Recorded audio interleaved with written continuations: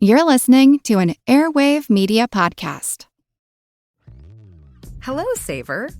Whether you're saving for that trip to the tropics or saving for an emergency, now is the time to take advantage of Wells Fargo's savings options. Wells Fargo offers savings accounts that can help you save towards your goals. So, what are you saving for? Visit a Wells Fargo branch or wellsfargo.com/save to open a savings account today. Wells Fargo Bank, N.A., member FDIC. It's a long way to Tipperary. It's a long way to go. It's a long way to Tipperary, to the sweetest girl I know. Hello everyone and welcome to History of the Great War, episode 96. A big thank you goes out to Kel this week for choosing to support the podcast on Patreon over at patreon.com/history of the Great War, where he now has access to a pretty decent library of special Patreon-only episodes. Last week we covered the last of our episodes on July 1st, 1916. That means that this week we will take a step back and do a bit of an appraisal of everything that has happened on that day. We will start off today by just talking about some basic numbers and statistics, before we roll into how it had affected the British and German armies. We will then discuss a good amount of why some British attacks failed and some succeeded. A lot of this topic has already been discussed over the previous episodes, but hopefully I can do a bit of summarization and analysis to make it all a bit more clear. The last part of our episode today, we will discuss what the British planned to do next. They were not even close to being ready to give up on their great attack, and the only question was what precisely they should do in the coming days and weeks, and as it would turn out, months. The fighting of July 1st, of course, did not end when the sun started to go down. There were many units still fighting throughout the afternoon and into the evening, especially where the British had made at least some amount of progress. There were a few areas where there were truces between the British and the Germans that allowed the wounded to be brought in and helped, but that was definitely not the case in all or even most areas. It was more prevalent in areas where the British attacks completely failed, and they did not really pose any continued threat to the defenders. In some areas it went beyond just a simple truce, and the Germans actively helped wounded British soldiers where they could, especially when it became very apparent that the British medics and stretcher bearers were completely overwhelmed with the job in front of them. An example of one of these areas was in front of Beaumont Hamel. In this area, the British had lost a ton of men very quickly, and all in pretty much the same place. During the night of July 1st, the Germans went out into the area between the lines to help the British. And here is Unterofficer Otto Leys describing how it all happened on his sector of the front. Everything falls. The attack is dead. Our own casualties are severe. The enemy casualties are unimaginable. In front of our divisional sector lie the British in companies and battalions, mowed down in rows and swept away. From no man's land, the space between the positions, comes one great moan. The battle dies away. It seems to be paralyzed at so much utter misery and despair. First aid men hasten around the area. A complete British medical team with many stretcher bearers and unfurled Red Cross flags appear from somewhere. It is a rare and deeply moving sight in trench warfare. Where to begin? Whimpering and moaning confronts them from almost every square meter. Our own first aiders, who are not required elsewhere, go forward to bandage the wounded and deliver the enemy carefully to their own people.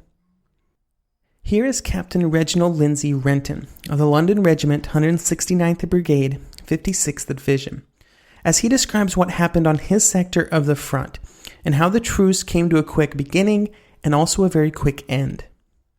Quote, a figure was observed standing up in the German trenches making friendly signals, which turned out to be an appeal for a truce. Eventually this was agreed to, and both sides went out to collect their wounded. The Germans were very particular about who went out, and fired at and wounded some men who started out still carrying their rifles. Both sides then proceeded to collect their wounded. There were many Germans who had been taken prisoners and sent back, but got wounded or killed crossing no man's land. The higher command had been rung up and asked to suspend all artillery fire, But unfortunately, after a short cessation, whether through necessity or ignorance of the situation, the guns started firing again.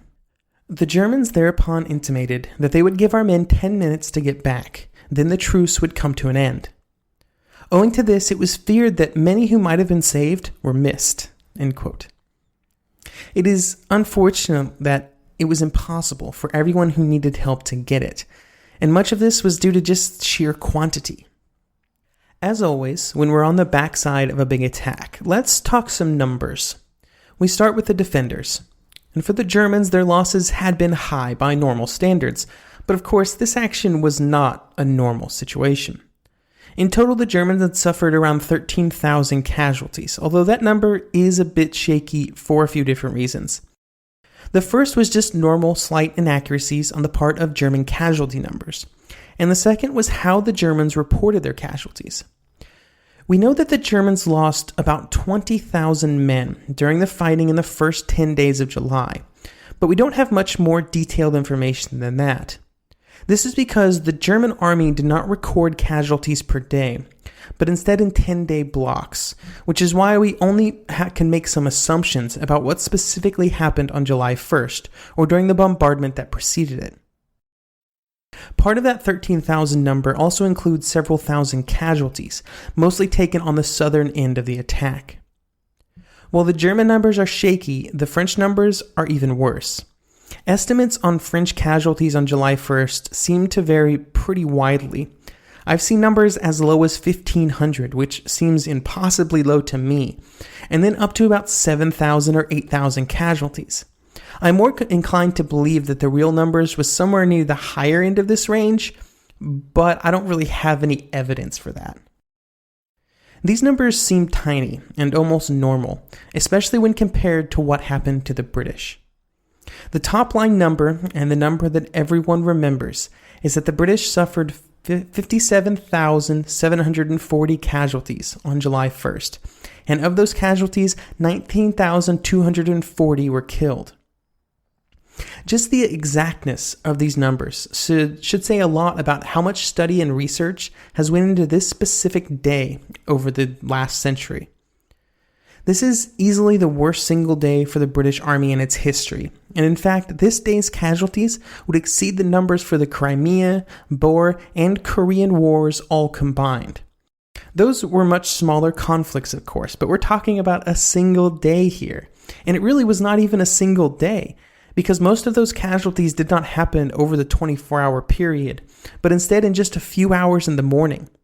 I don't have an hour-by-hour breakdown of what was happening, but I would not be surprised if 90% of the casualties suffered by the British on July 1st happened before 10:30 a.m., just 3 hours after the attack officially started.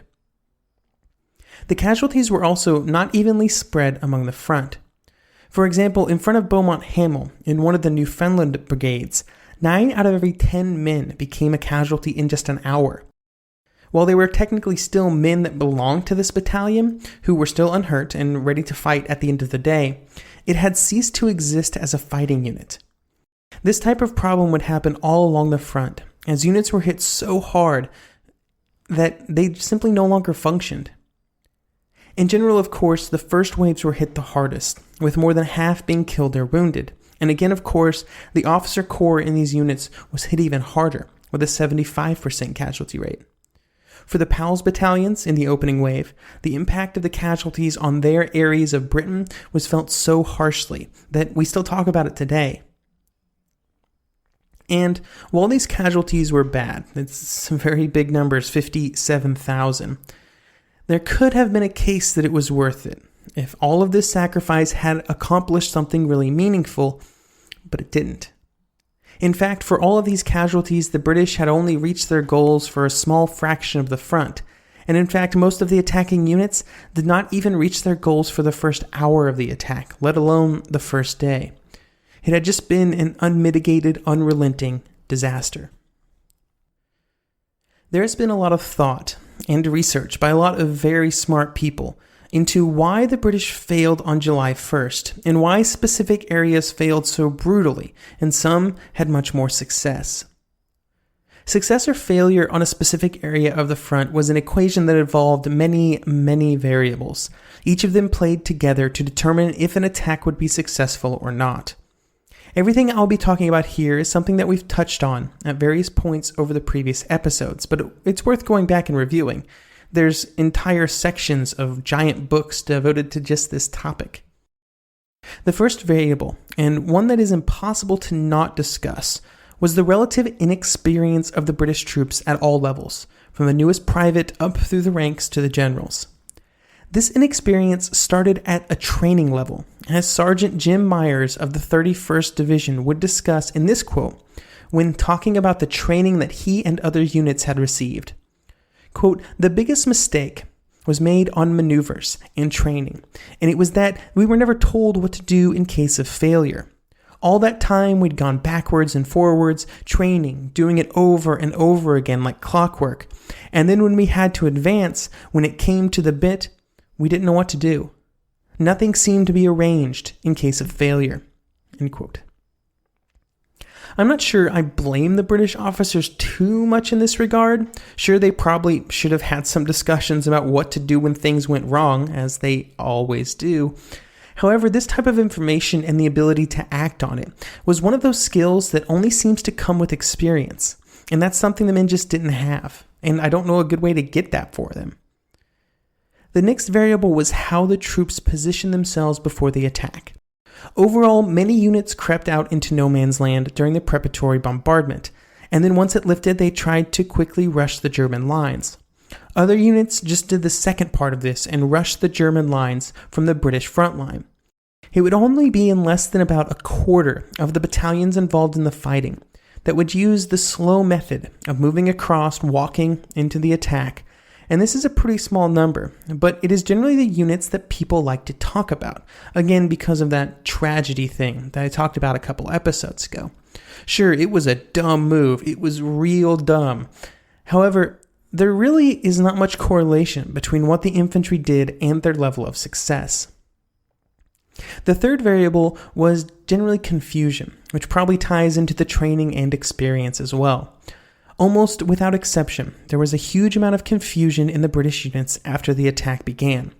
This was experienced the worst in the areas where the British were marginally successful, not the ones where they completely failed. In these areas, there was simply no real clear idea of where the first units had gotten to in their attack, and this prevented any kind of effective support from being given to them. The hope was that aerial reconnaissance would be of some assistance in this area, but it was found that the situation was just too confused for aviators to be able to provide really good information. All three of these variables, though, the experience of the troops, how they handled their attack, the confusion, were just a tiny piece of the equation, and in reality made only a small difference when compared to the next two variables, and both of them have to do with the artillery. I feel like we've discussed the artillery quite a bit, but it was the most important thing on the battlefield at this point. If the artillery did not do what it needed to do, it did not matter how well trained the British were or how quickly they could traverse the distance between the lines. It was not going to matter. This is why the failure of the artillery to properly neutralize the German defenses and the German guns was so critical. As we discussed last episode, success was almost directly correlated with how well the British artillery prepared the German positions and the artillery behind the lines for the attack. So I don't think I need to retread that information. However, one thing that I did not discuss in relation to the artillery preparations, and one thing that I did not even consider until I read 3 Armies on the Somme by William Philpott, was that all of the artillery fire had a downside, at sort of a strategic or operational level. The British artillery preparations were long, and they were rigid, and they were tightly controlled. Because of this, the Germans were able to determine the exact boundaries of the coming British attack, especially on the northern end, because the artillery fire just stopped at one point. The British did not have the guns or the ammunition to randomly fire where they did not need to, so they could only use their artillery fire in certain points where they were going to attack, and the Germans figured this out. This was a problem, but was unavoidable, and it didn't really probably greatly affect the outcome. It basically just told the Germans, though, that they didn't need to worry about anything to the north.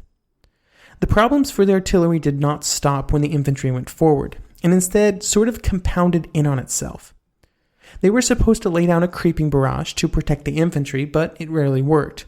To make it work, they had to keep their fire right in front of the advancing troops, but the fire almost always outran them. The roots of this was in the fact that since there was not a great way to guarantee that the artillery would know exactly what was happening at the front, their only option was to fire by timetable, which is something we've discussed before. They were advancing their timetable too quickly. And when the infantry got delayed, there was no way to sort of adjust these timetables because of the confusion. They didn't know where they were. They couldn't pull their fire back or risk hitting their own infantry. This resulted in the infantry often seeing their artillery fire running away from them. All of these factors combined in various ways to create the failure of the British attacks on July 1st. And in the areas where they mostly succeeded, these weren't as prevalent.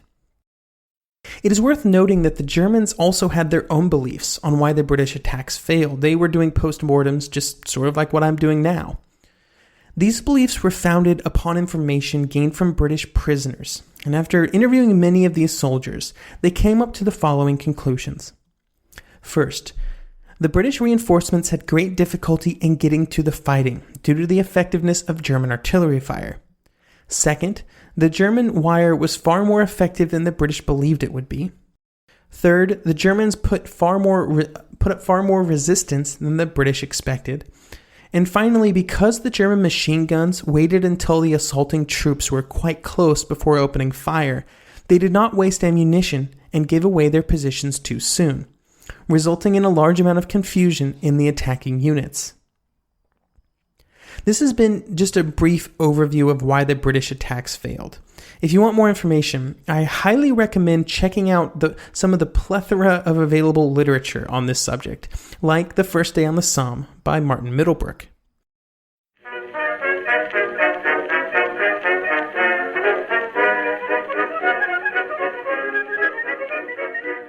The one truth about human history is that change is inevitable. But the one thing that has never changed is that humans need food to survive. There are many ways to get that food, but one of the easiest ones is Factor. Factor delivers ready-to-eat meals right to your door. All you have to do is heat them up and dig in. In 2 minutes, you can be eating tasty keto or vegan options, or any of their 35 options that they have available every week. So you can choose maybe the cheesy garden herb chicken, maybe the Santa Fe green chili beef skillet, or perhaps the Caribbean spiced tofu. It is all delicious, and if you have a bit of a sweet tooth, Factor still has you covered with a wide range of snack and smoothie options. Chocolate mocha cheesecake, snickerdoodle macaroons. Any of that sound good? And don't worry, even the tasty stuff is dietitian approved. Head over to factormeals.com/GW50 and use code GW50 to get 50% off. That's code GW50 at factormeals.com/GW50 to get 50% off. Get cash for clothes at Plato's Closet in North Charleston and West Ashley. It's so easy. Recycle, earn cash, repeat. We pay cash on the spot for your trendy, gently used clothing, shoes, and accessories. At Plato's Closet, we buy all seasons, all day, every day. It's time to clean out your closet and cash in. Bring in your denim, graphic tees, athletic wear, shoes, handbags, and more. Sell your styles to Plato's Closet for cash. Then, do it again. Plato's Closet, located in West Ashley on Sam Rittenberg Boulevard and North Charleston on Rivers Avenue.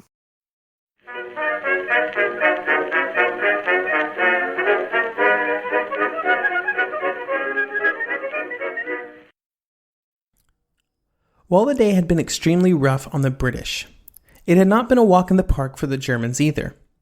Many German soldiers had been taken prisoner, and one of them would later talk to an English journalist about what his experience had been like in the hours leading up to the attack. He described what it was like to huddle in the German fortifications, tightly packed with soldiers with little food or water to go around. Quote, "Those who went outside were killed or wounded. Some of them had their heads blown off, and some of them had both legs torn off, and some of them their arms.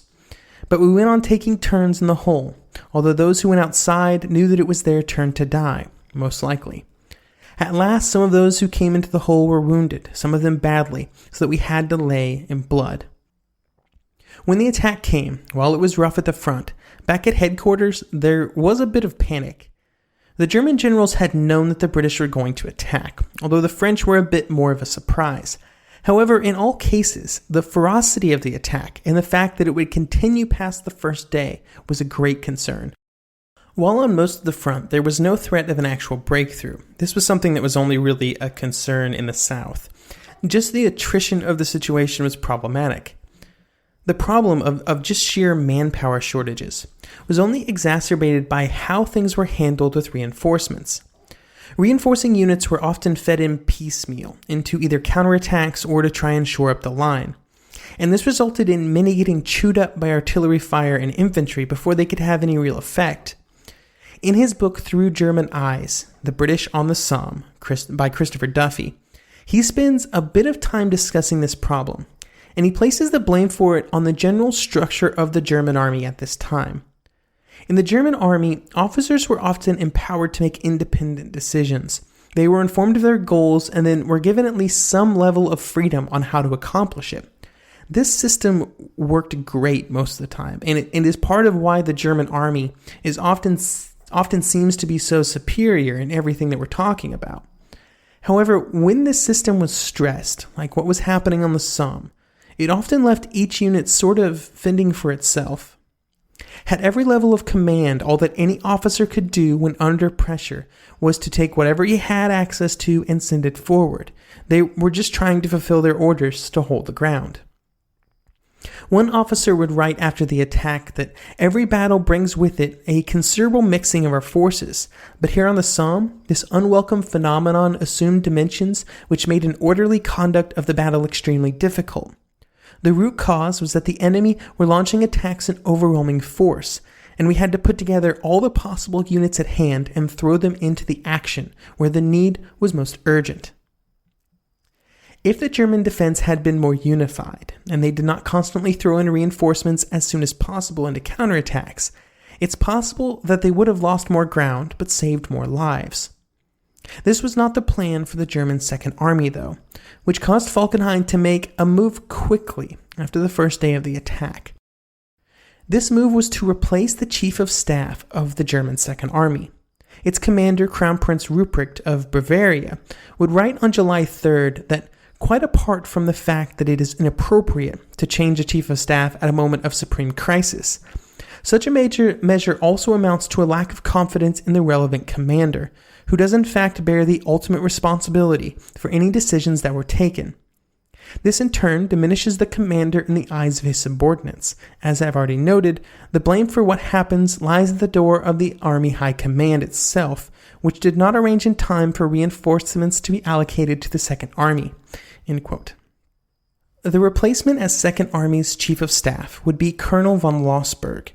He brought with him a new method of defense which went against what the Germans had been doing for pretty much the entire war on the Western Front, where they had been a bit obsessive about trying to hold on to every foot of land, often involving strongly held front lines and heavy casualties. Here's John Keegan from his book The First World War, describing Lossberg's ideas. Lossberg's intervention caused the defenders to abandon the practice of concentrating on the defense of the front line and to construct a defense in depth, based not on trenches but on lines of shell holes, which the British artillery created in profusion. The forward zone was to be thinly held to minimize casualties, but ground lost was to be speedily retaken by deliberate counterattacks launched by organized reserves held in the rear. End quote. There was also a shakeup of command on the German army's front for the Second Army, and it was split in two, because it had grown so much because of all the reinforcements pouring in. The northern half was going to still be the Second Army, but it was now under the command of General Gallwitz, while the southern area was under the command of General von Below, as the Second Army had been before, but it was now called the First Army. However, Gallwitz was also put in command of the German front that encompassed Bellow's army, which made Gallwitz both the commander of and at the same level as von Below, both at the same time. This caused a bit of a conflict of interest, which will play a part in our further story. Even with the failures of the first day of the attack, there was still no question on the British side that the attack would continue. Unfortunately for the British commanders, they did not really have the time to stop, get all the information, reflect, learn, and put what they learned into action, because they felt, and rightly so, that if they wanted to capitalize on the confusion caused by the first attacks, they had to launch another effort as soon as possible. With this fact in mind, Haig and Rawlinson had to start making decisions on July 1st, as early as the middle of the afternoon, while only having woefully incomplete information about what had happened. These decisions would have far-reaching and long-lasting effects on the course of the battle to come. What they did know was that they had seen the most success in the south, and they had almost completely failed in the north. This put them in a situation where the most important pieces of geography were still in German hands, and where they had advanced in the south, the most important areas were still in front of them, because they were all in the German second line. This put them in a position where they would have to decide on whether they would double down on failure and try again, or they would double down on success and try and keep going. Initially, as was so often the case, Haig and Rawlinson disagreed. Haig wanted to shift all focus to following up on whatever successes the British had on their first day. This would mean continuing the attack in the south, where the advances had been the greatest. Rawlinson thought the opposite. He wanted to double down in the north and send troops to try again on that area of the front. Joffre agreed with Rawlinson, although the French commander was mostly just wanting the British to attack away from his troops, wherever it was, so that the French would not get pulled into any needless attacks while they were still embroiled in Verdun. In this case, Haig, as the commander, would just kind of tell Rawlinson what to do, which is what he sometimes did. And so it was decided that the next set of British attacks would be launched on the southern end of the front. This decision would pretty much set the stage for the next 5 months of attacks. While there had been so much action on July 1st, and both armies were exhausted, that did not mean that the next day did not have things happening during it. The Germans abandoned a few positions that they had held the previous day against British attacks. In almost all of these cases, it was happening more because they wanted to make sure that their troops occupied the best positions, and ones that could not easily be cut off, like the positions at Fricourt, which they abandoned. On the British side, most men spent July 2nd consolidating their positions. There were also a few small attacks to gain small tactical advantages, but this was not the norm. In the south, the British were also trying to get ready for the next stage of their attacks, which involved a lot of hard work. The first requirement was to get all the artillery that needed to go forward into new positions that were within range of their new targets, and also to get them well supplied so that they could keep firing. The next task was to get the men ready, and that generally meant bringing in new units. All along the front, not just in the south, as many of the beaten up units were taken off the line as soon as possible, and they were replaced with new troops. This was not always possible, but usually there were battalions available to take the place of the worst hit units. The new troops slowly filtered into the line, but the same thing was happening on the German side as well. By July 5th, there would be 11 new German divisions on this sector of the front, and some of these were already beginning to filter in on July 2nd. This greatly solidified the front before the British could do anything about it. One thing that made a huge impression on these reinforcing troops, especially on the British side, were the wounded that they saw coming back from the front, and then also that they saw when they arrived at the front line. Lieutenant Hornshaw of the West Yorkshire Regiment wrote that his unit was able to hear the wounded out between the lines crying for help well before they got to the front, but unfortunately he was not able on his area of the front to render any assistance. The wounded who were miraculously rescued were only beginning their journey, and they would have to travel past all the men getting ready for the next attack, which I'm sure did nothing to help morale. Here is Gunner Frank Spencer of the Royal Field Artillery. Quote, "Still more wounded coming past the gun, day and night. They say that many of our poor wounded were shot by the enemy while trying to crawl back to the cover of our own trenches. But on the other hand, a German doctor and his staff were nicely captured whilst tending to our own wounded." End quote. The problems for the wounded and for the dead was a set of problems that would continue, and the effects of July 1st would continue to be felt in the coming weeks. One of them was more physical than emotional, as described by Corporal Joe Hoyles.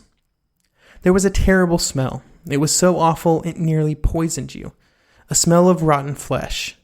The old German front line was covered with our bodies. There were 7 and 8 deep, and they had all gone black. The smell.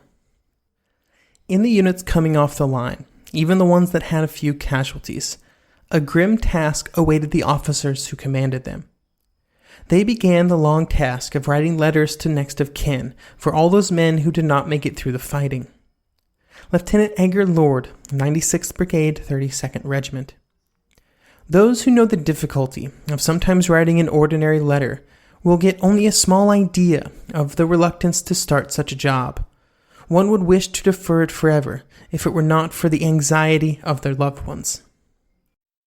And here is Lieutenant Colonel Alfred Irwin, 55th Brigade of the 18th Division. I hardly know how to begin to write this letter at all. It seems almost an impertinence to try and sympathize with you in such a dreadful loss, but I feel it my duty to tell you how your son met his death. He was in command of one of our leading companies in the attack on Montbon on the 1st of this month, and led his company most gallantly and with utmost coolness onto the German front line trench, where he was shot. Death must have been absolutely instantaneous.